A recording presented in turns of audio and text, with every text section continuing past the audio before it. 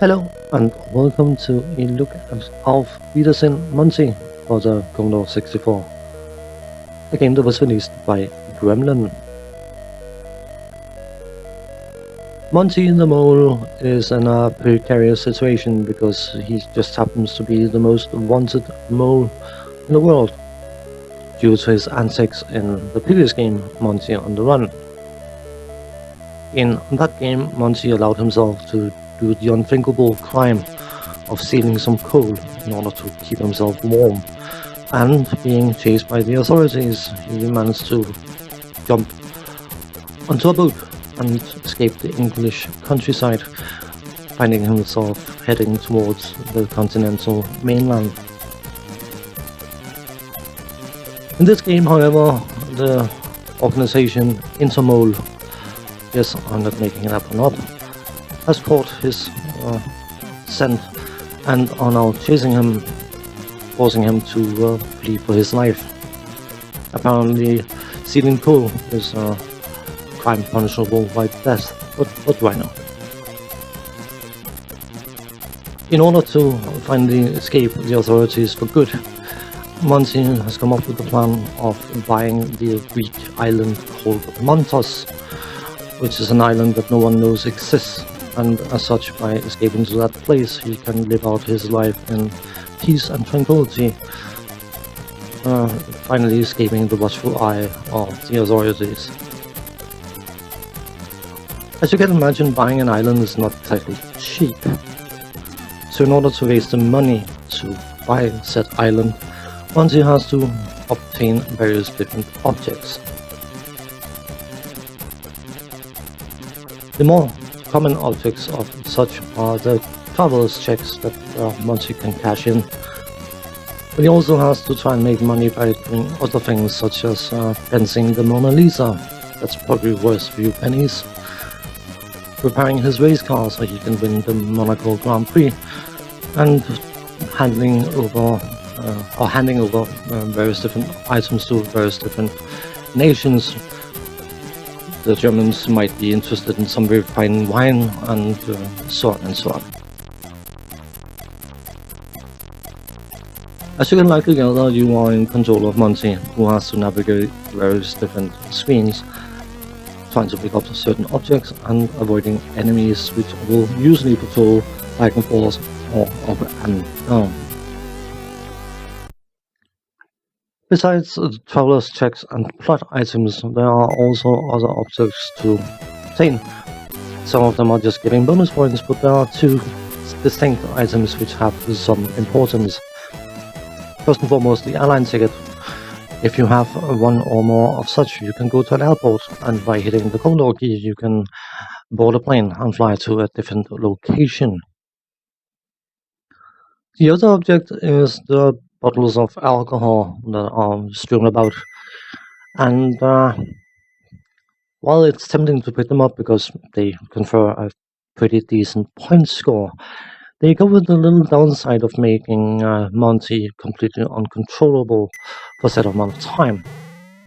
He will either start moving left or right, the controls will be inverted, or he will start jumping randomly. And unless you are prepared for said effect, you can find yourself losing an awful lot of lives very, very quickly because of drinking booze. So that is a hint to you boys and girls and whatever else you might be. Drinking has to be done with moderation. The various different enemies are usually in fixed patrols, but some will occur on the screens at random intervals, usually after you've picked up an object of some kind. And not knowing that those enemies are going to appear can be a bit of a pain, because there is a little something with this game that I'm not particularly keen on. And that is the fact that once you enter a screen, the way you entered that screen will be stored. So if you jumped into the next screen, you are going to, if you lose a life, start from jumping into that screen. Meaning, of course, that if you jump into a screen and die instantly because you hit something, You will continuously jump into that screen and hit something and die, and it can feel incredibly unfair. From a graphical point of view, and of course this is an individual thing, I find that this game looks fairly decent, perhaps even nice. For a game of this type and this style, I think the graphics are perfectly serviceable, and I do admit that there's likely a certain amount of nostalgia kicking in, coloring my opinion, because I used to play this game quite a bit when I was younger. But I do find that there's something almost comforting about the way this game looks, if that makes sense. There's no superfluous graphics, everything is there for a reason, and no flickering, no slowdown, no nothing is going on. And as I said, I think it suits the game and game style, game type perfectly fine. When it comes to the sound, I think I'll cover the music first, and there's a very good reason for that, because the title tune, which is also the in-game tune if you decide to play this game with music, is a perfectly acceptable, decent tune from Rob Hubbard.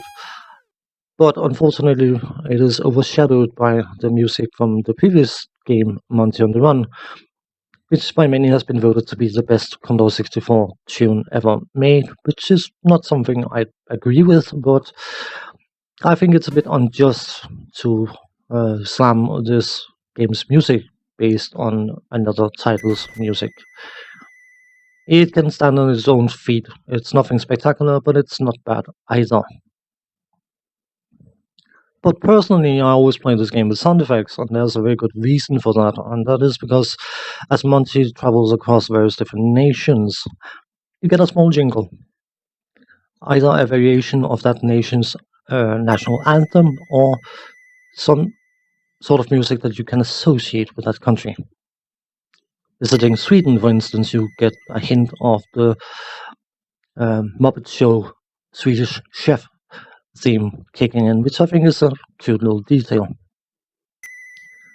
The jingles are nice, and I like the funkiness of them, and the sound effects in general are very, very fitting for the game and suits the game. And the only downside to the sound effects and the jingles specifically is if you go between two screens from two different nations, you can have the two jingles kicking in continuously, which can be a bit, yeah. The controls are what you expect them to be, and there's nothing particularly funky or spacey about them. Up, down, left, right will do up, down, left, right things, and use the fire button to jump. Monty has a bad habit of sliding on his back from time to time, and that can mean that he slides into things that you don't want to slide into, like objects, enemies, or water, and it can feel a bit annoying when it can randomly kick in. I should mention that hit detection is absolutely spot on, and for a game of this type, it is vital that the hit detection is incredibly precise, and thankfully, it is.